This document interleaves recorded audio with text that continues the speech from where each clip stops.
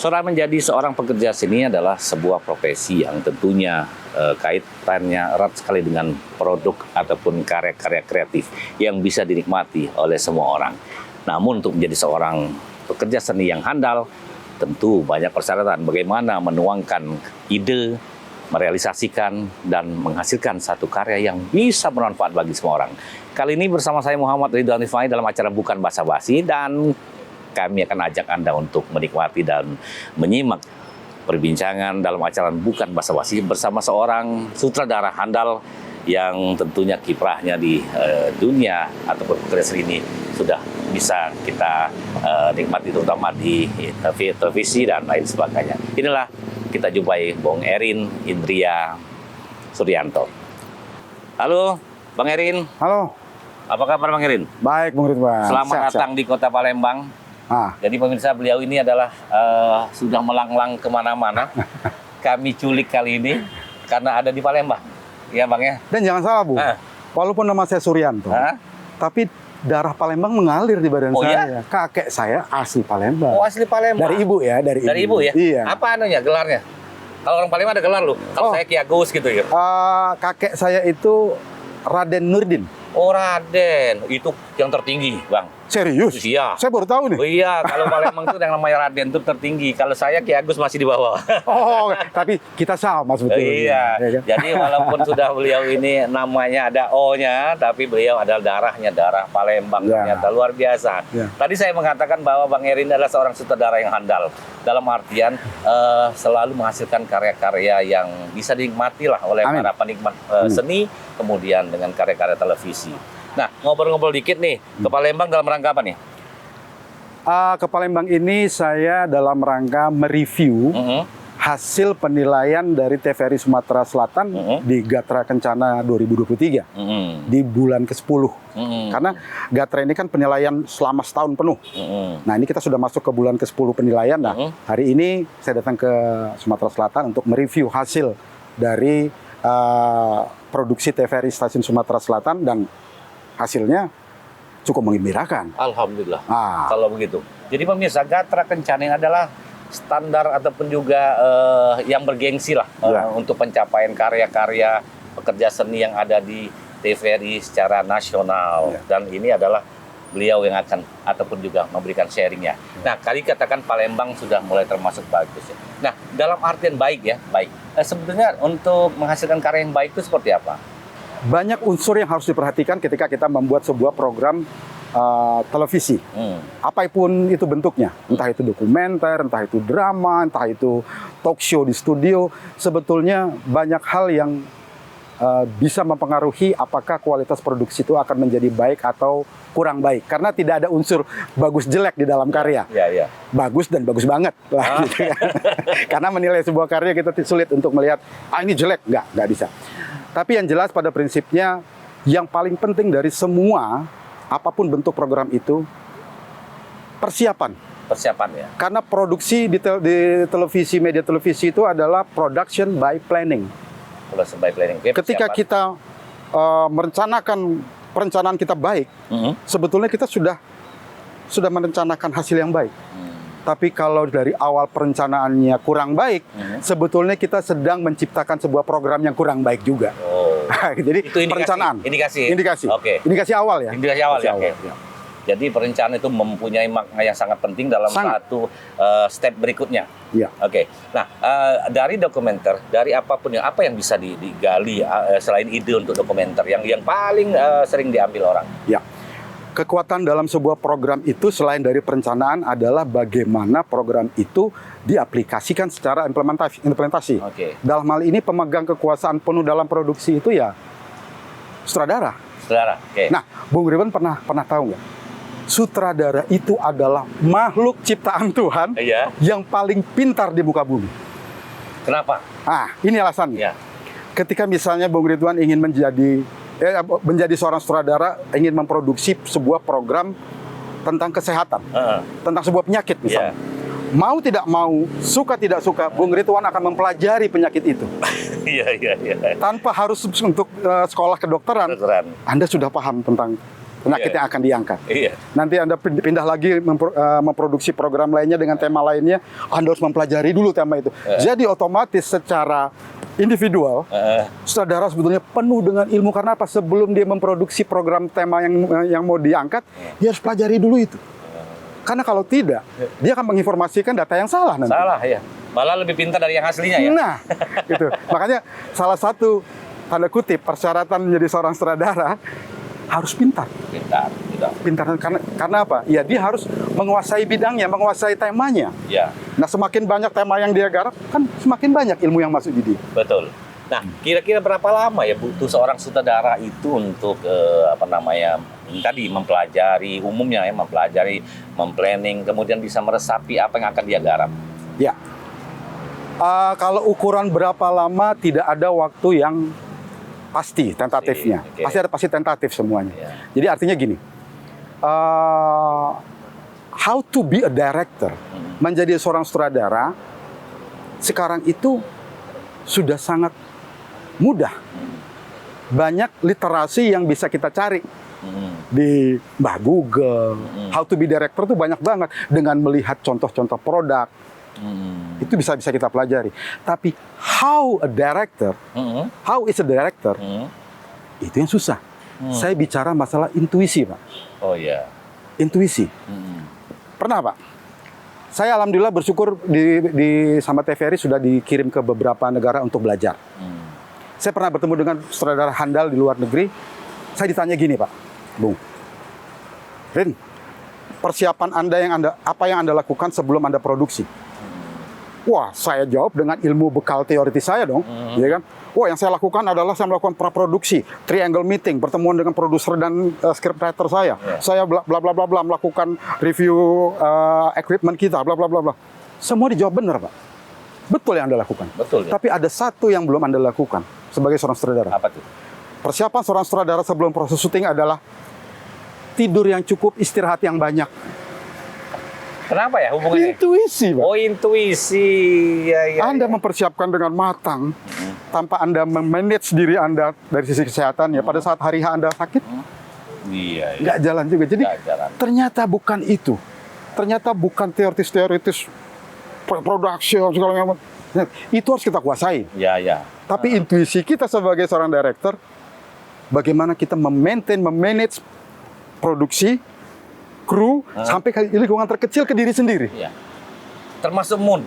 Nah, kalau bad mood nggak bisa jalan semua nggak bisa jalan. Nggak jalan. Wah, ini semakin menarik ya pembicaraan kita.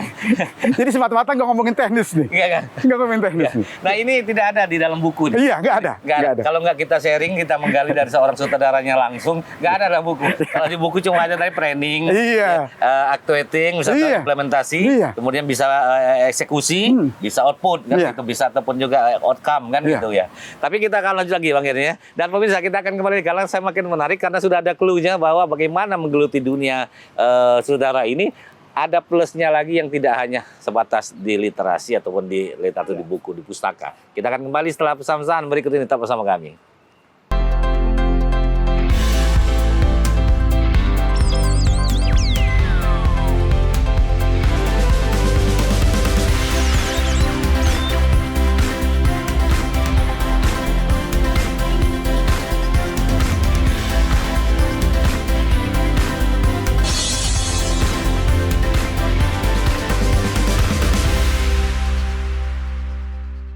Pemirsa, masih di Bukan Basa-Basi, saya Muhammad Ridwan Rifai dan Bang Indra Suryanto. Waduh, ini beliau ini seorang sutradara handal yang dari ibu kota datang ke Palembang, tapi rupanya darah Palembangnya kental. Seorang keturunan Raden. Tadi kaitan dengan intuisi. Intuisi, kenapa saya bisa senyum? Karena kadang-kadang kita harus mentertawakan diri kita sendiri untuk memproduksi sesuatu itu. Internal kita ternyata. Nah, kira-kira seperti apa lagi yang harus dikejar lagi? Saya pernah melihat satu kejadian nih, Bung Ridwan. Yang saya melihat bahwa, memang benar. Ternyata di semua profesi dibutuhkan intuisi. Di suatu kejadian di jalan raya, tiba-tiba ada satu kecelakaan. Tiba-tiba ada satu orang naik motor. Dia berhenti, dia turun, dia tolong orang itu. Ternyata dia seorang polisi. Padahal saat itu dia sedang tidak menggunakan atribut dia Iya. polisi, tapi intuisinya sebagai seorang polisi dia harus lakukan itu. Oh. Begitupun juga sebagai seorang sutradara. Iya. Apa intuisi sutradara? Siapa bilang sutradara itu harus galak? Hmm. Ternyata ada pertanyaan gini, Mr. Erin waktu itu kan, kalau alat Anda rusak, apa yang Anda lakukan? Oh gampang, kita punya maintenance, Oke. bisa teratasi. Sekarang bagaimana kalau Anda mendapat pemain cilik yang dia nggak mau acting, dia nggak mau main, dia pengennya tidur hari itu. Hmm. Saya lihat di buku teori manapun nggak ada itu. Hmm. Artinya intuisi kita harus bisa berkomunikasi dari segala lapisan. Hmm. Bagaimana kita berkomunikasi dengan sesama kita, Iya. bahkan ke anak kecil yang menjadi talent kita. Iya. Nah itu dia harus punya sebuah strategi komunikasi, psikologi komunikasi. Chemistry. Iya. Ya, itu harus dimiliki. Dan kadang, nah lucu nih Pak, saya kadang mengetes intuisi seorang broadcaster. Iya. Karena saya juga kebetulan mendapat kesempatan mengajar di beberapa kampus dan mengajar juga di pusdiklat kita. Sering tuh saya lakukan testing intuisi. Saya berikan kepada peserta kertas putih. Saya mengatakannya ini adalah teori intuisi kertas putih. Saya kasih kertas putih ke mereka. Bingung, Bung. Ini surah apa Pak? Terserah kalian. Oh, menuangkannya terserah. Ya, terserah.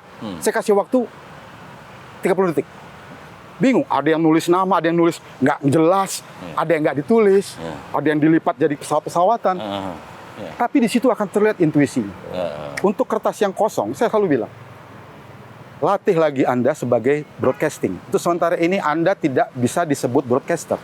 Karena broadcaster akan selalu gelisah dengan sesuatu yang disebut kekosongan. Kosongan, oke. Ini baru kertas putih yang saya kasih. Iya, masih kosong juga. Besok layar kaca Anda ini. Oke. Nah, intuisi bahwa saya seorang kreator, saya seorang kreatif yang harus gelisah sama yang namanya blank. Kan ada istilah dulu sampai sekarang pun masih kita pakai di televisi, Iya, bahwa 3 detik blank di televisi adalah gempa bumi, Iya. earthquake. 3 detik loh. 3 seconds is an earthquake, dia bilang kan. Ini 30 detik saya kasih. Waduh. Masih kosong kertasnya, intuisinya belum ada. Nah, ini yang diperlukan, baik itu sutradara, produser, orang televisi lah. Dia harus gelisah sama yang namanya blank, kekosongan. Harus dituangkan apapun. Makanya sering-seringlah menjadi seorang sutradara melihat suatu kejadian apa, catat. Iya. Catat, karena itu nanti akan membantu kita dalam fill the blank, untuk mengisi kekosongan itu. Catat aja, sebuah kejadian yang apa yang dianggap menarik, catat aja. Karena prinsipnya adalah, nah ini penting Pak, Iya. satu catatan lebih baik dari 1000 ingatan. Oh ya. Karena 1000 ingatan bisa lupa. Tapi catatan bisa dilihat. Oke. Itu dia. Dan Iya. itulah artinya menjadi seorang sutradara harus menjadi seorang recorder yang handal. Dia harus dia rekod. Iya. Semua kejadian, karena ide ada di sekitar kita. Kita berdiri di sini, Pak. Iya. Kadang sebelah kita lihat orang sana duduk semuanya, itu bisa menjadi ide kita.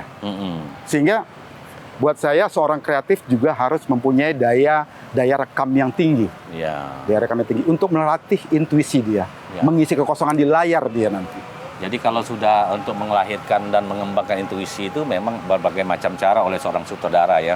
Ada yang punya, mungkin dia butuh perenungan, dia mungkin observasi sendiri, atau dia mulai membaca data pendukung untuk melahirkan, mengembangkan intuisinya. Sehingga akhirnya kadang-kadang orang dapat, aku dapat dalam artian ide, baru dia bisa kembangkan. Dan itu adalah seorang pekerja seni. Betul. Pekerja seni tidak bisa dipaksakan. Kadang-kadang kita nggak nyangka kita tidur, dia bangun. Iya. Ternyata di tengah kesunyian malam dia dapat. Iya. Dia dapat ide dan lain sebagainya. Nah, kalau melihat seperti itu, kan ini karena seorang saudara tidak hanya bicara mengenai dirinya sendiri kan, tapi dia harus bagaimana semua orang itu harus teamwork-nya dirangkul. Nah, seperti apa Anda membangun itu? Nah, ada beberapa fungsi dari sutradara di dalam proses produksi. Yang pertama, sutradara sebagai koordinator. Koordinator, oke. Karena dia harus mengkoordinir seluruh elemen kekuatan yang ada di lingkungan dia. Dia menjadi seorang koordinator. Kemudian sutradara di lapangan juga sebagai seorang director, dia juga sebagai seorang eksekutor. Eksekutor. Dia yang menentukan arah. Makanya disebut director. Director. Mengarahkan. Dia menentukan arah, dia yang menentukan jalan. Dia karena dia juga adalah atau director atau sutradara itu adalah juga the storyteller. Storyteller, oke. Sehingga dia yang paling tahu bagaimana cara membawakan cerita ini agar sampai. Oke. Dia sebagai eksekutor. Tapi yang ketiga yang paling penting, Pak. Director atau sutradara juga sebagai motivator. Motivator. Iya, Gitu. iya. Terkadang sesuatu yang biasa-biasa saja, tapi ketika diberikan motivasi yang bagus, Yang pas pula. gambar ini bisa menjadi luar biasa. Bahkan terkadang begini, ada seorang kameramen memberikan gambar pada saya, misalnya contoh gini, saya tidak akan pernah bilang, enggak, ulang, saya nggak akan bilang gitu. Iya. Bro, you punya gambar, oke. Oke. Tapi kalau coba, sekali lagi kita coba dari angle yang lain, dengan pergerakan lensa dan pergerakan kamera yang seperti ini, coba mungkin bisa lebih bagus. Tapi gambar yang tadi, oke, good. Berilah apresiasi kepada semua kru, buat itu menjadi motivasi mereka untuk bisa melakukan arahan-arahan kita selanjutnya. Ya. Nah ini sini tugas paling berat sutradara sebetulnya sebagai motivator. Oke. Jadi kalau sampai ada Bung Ridwan, ada sutradara yang ya mohon maaf, tiba-tiba suka marah-marah sama kru, maki-maki kru, maki-maki pemain segala macam, ya mohon maaf. Ya, tapi biasanya kayak itu sutradara kejar tayang gitu. Biasanya begitu kan, sutradara kejar tayang, dia marah-marah saja gitu. Padahal dia itu karena udah mentok gitu. Udah mentok, nah itu lain lagi itu ceritanya. Oke, kita akan lanjut lagi. Ini kaitan dengan masih seputar sutradara. Saya akan banyak bertanya lagi, memanfaatkan waktu yang ada di kita, singkat, jelas, padat ini informasinya. Dan kita akan kembali tentunya setelah yang berikut. Tetap bersama kami di Bukan Basa-Basi.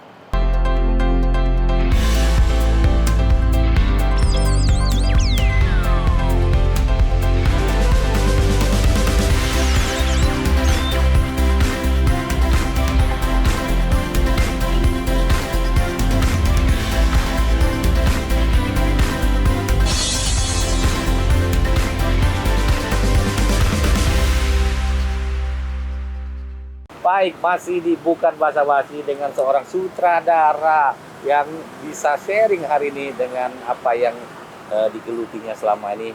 Nah, saya lari sedikit. Menjadi seorang sutradara, lebih gampang membuat film pendek atau film panjang? Ini pertanyaannya mudah tapi jawabannya agak sulit ini. Karena sebetulnya dua-duanya itu adalah pendekatannya kalau dari sisi penyutradaraan sama. Sama ya? Sama. Okay. Hanya saja memang jelas semakin pendek durasi program yang kita bikin, tingkat kesulitan menjadi lebih tinggi. Lebih tinggi. Karena kita tidak punya ruang gerak untuk bermain alur. Pendek itu akan lebih straight, akan lebih fokus, dan akan harus hati-hati. Ketika pendek kita tidak fokus, ambiar. Jadi artinya, kalau dilihat mana yang lebih mudah, dari sisi situ saya mengatakan durasi panjang akan lebih mudah. Durasi pendek akan lebih sulit, tapi tingkat kesulitan dari sisi teknis penyutradaraan sama. Dari masalahnya ke masalah treatmentnya aja yang akan berbeda. Karena sekarang ini banyak sutradara mandiri atau pribadi yang muncul dengan sendirinya hanya menggunakan handphone gitu ya. Dia kadang bisa menceritakan sesuatu melalui aplikasi, dan itu bisa juga dikatakan ya secara mandiri lah, bisa gitu. Mencermati seperti itu dengan konten-konten kreatif seperti itu. Ya. Kalau menurut saya dengan kondisi kemajuan teknologi yang seperti saat ini, itu sesuatu yang lumrah. Sesuatu yang lumrah. Bahkan tidak hanya itu gitu. Saya mengambil contoh, minta maaf, ART saya, asisten rumah tangga di tempat saya, dia cukup punya waktu 2 hari untuk belajar bagaimana berkomunikasi lewat by chat. Gitu kan. Nah artinya sekarang, seperti saya bilang tadi, how to be a director juga dengan mudah orang bisa mendapatkannya literasinya. Orang sekarang dengan nonton karya-karya yang di media sosial sudah bisa mencontoh. Apalagi gadget yang dia pegang, itu sudah memiliki fasilitas-fasilitas untuk itu. Nah justru buat saya menjadi lumrah ketika sekarang orang sudah dengan mudah membuat sebuah karya-karya seni dalam bentuk film pendek atau hanya dengan gadget yang dia pegang dan dia punya, dan itu bagus buat saya. Bang Erin sudah berapa banyak, mohon maaf bukan untuk saya ingin tahu aja berapa banyak produksi yang sudah dilakukan? Kalau di produksi yang sudah saya lakukan, ya saya sendiri sebetulnya nggak pernah menghitung. Iya. Gitu kan, karena saya memproduksi Ribuan? program itu dari tahun 94 sampai terakhir saya produksi itu di tahun 2018. Kalau setahun itu 300. Setahun Tapi ada beberapa yang sedikit Ya. berkesan buat saya adalah ketika saya membuat mini seri Bahagia Itu Sederhana waktu itu di Palu di Sulawesi Tengah, karena saya ditantang oleh direktur program kita saat itu Ya. untuk membuat satu mini seri cerita drama tapi mengangkat keindahan alam. Kemudian yang kedua adalah drama seri Fitrah waktu itu bekerjasama dengan TVRI Surabaya untuk Idul Fitri, yang dimana Saya nonton itu. Saya nonton. saya produser, saya penulis naskah, Ya. saya pemainnya, Iya. saya editornya, saya ilustrator musiknya karena saya juga Iya. belajar musik. Kemudian saya, waduh macam-macam, itu tantangan buat saya. Dan itu salah satu membuktikan bahwa ternyata kita bisa kerja multitasking. Tapi tidak bagus. Oh, Remuk, Pak. Bukan nggak bagus hasilnya. iya. Itulah makanya kenapa tetap saja teamwork itu paling terbaik. Paling terbaik. Paling ya. terbaik. Oke. Nah, jadi itu yang paling berkesan ya. Iya. Berkesan ya dengan apa penggarapan pengalaman selama ini ya. Tapi di sisi lain bahwa dengan tantangan harus dijawab ya. Iya, Gitu. Itu tidak ada istilah tidak bisa Betul, kan. betul. Nah, jadi ternyata teamwork ini yang menentukan satu produk ataupun karya seni itu menjadi begitu oke, punya elegan, keren dan lain sebagainya. Nah, dari hal-hal yang tadi katakan itu berkesan, ada nggak yang justru malah mungkin menurut Bang Yen, ini aku yang ini agak paling sulit dulu tuh melakukannya. Padahal itu sudah jam terbang udah tinggi. Nah, itu yang sebetulnya tidak boleh dipunyai oleh seorang kreator di televisi. Nggak boleh ya.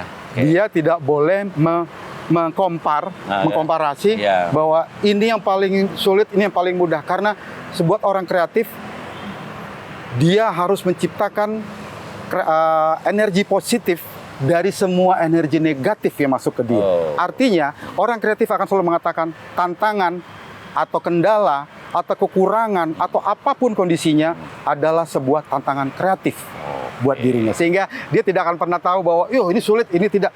Semua menjadi tantangan kreatif buat dia. Iya. Jadi ada yang bisa tips-tips untuk yang menonton Iya. kita. Untuk menjadi seorang sutradara, saya pernah dikatakan gini, Herin, kamu sudah menguasai penyutradaraan, sudah, sinematografi, sudah Pak, lighting, sudah, audio, sudah, semua sudah kuasai. Bahkan saya pernah diklat make up, sudah Pak, sudah semua. Oke, tinggalkan itu. Oh, tinggalkan. Wow, Kenapa? untuk apa saya capek-capek belajar itu terus harus saya tinggalkan? Iya. Ini alasan beliau. Nah, beliau ini adalah seorang sutradara kenamaan Kenamaan. Kenamaan. Ya, terkenal ya. di Hollywood sana. Oke. Terus dia bilang, ya kamu harus tinggalkan itu semua. Karena apa? Karena kamu tidak memikirkan lagi itu. Oh, Karena di lapangan pikiran kamu sudah bukan itu lagi. oke. Pikiran kamu adalah bagaimana menciptakan suasana kerja yang nyaman, bagaimana kamu mengarahkan dengan baik, segala macam. Karena semuanya ilmu yang kamu dapat itu sudah kamu serahkan ke ahlinya. Iya, Ada kameramenmu, kamu nggak usah mikir lagi masalah kamera. Iya, gambar apalagi shootnya. Ada audiomenmu, kamu nggak usah mikir lagi. Tapi kamu harus paham semua lini yang dibutuhkan di produksi supaya apa? Supaya kamu bisa manusiawi dalam mengarahkan. Yang paling penting dalam pengarahan di penyutradaraan adalah manusiakan manusia. Oke. Karena kita tidak bekerja dengan kamera, Ya, kita bekerja dengan kameramen. kameramennya. Kita tidak bekerja dengan audio alatnya, kita bekerja dengan audiomennya. Sehingga sutradara yang berhasil adalah bagaimana sutradara yang bisa memanusiakan manusia, karena dia akan menceritakan sebuah kisah manusia kepada penontonnya yang semua manusia. Iya. Jadi untuk menjadi seorang good sutradara yang baik tidak hanya menguasai teknis, ternyata harus bijaksana. Bijaksana memandang satu permasalahan konteks produksi dan orang-orangnya gitu ya. Iya. Apalagi sekarang nih teman-teman semua yang sedang bekerja bagaimana kalau nggak pendekatan personal Iya. susah kita karena di situ Dan muncul. don't forget to say thank you. Thank you. Oke. Terima kasih. Anda sudah memberikan gambar yang baik pada saya. Terima kasih Anda sudah memberikan suara audio yang baik buat saya. Iya. Itu kecil tapi Itu dampak efeknya itu besar. dalam bentuk produk yang kecil ya. Gimana kalau produk kolosal ya? Wah, kalau kayak film dari negeri Cina itu film kolosalnya kadang-kadang ribuan. ribuan krunya. Bagaimana kalau tidak seorang sutradara yang tangguh bisa menularkan maunya dia. Jadi benar kan ya Bang Erin, kalau seorang saudara itu kan nakodanya sebuah kapal layar besar, dia harus mendirect semua orang ABK-nya untuk mencapai tujuannya sesuai dengan arahannya. Ya. Oke, luar biasa Bang Erin, terima kasih banyak. Wow, luar biasa nih ngobrolnya, nggak terasa kita hampir setengah jam mendapatkan banyak sharing ya, ilmu, pengalaman menjadi seorang sutradara yang handal, kemudian sederhana perbincangan kita, tapi banyak yang bisa kita petik.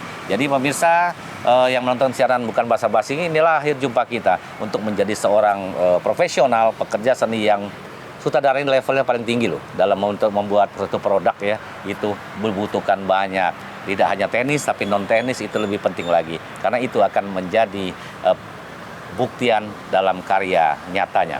Terima kasih, saya Muhammad Ridwan Ifai dan sampai jumpa di lain kesempatan.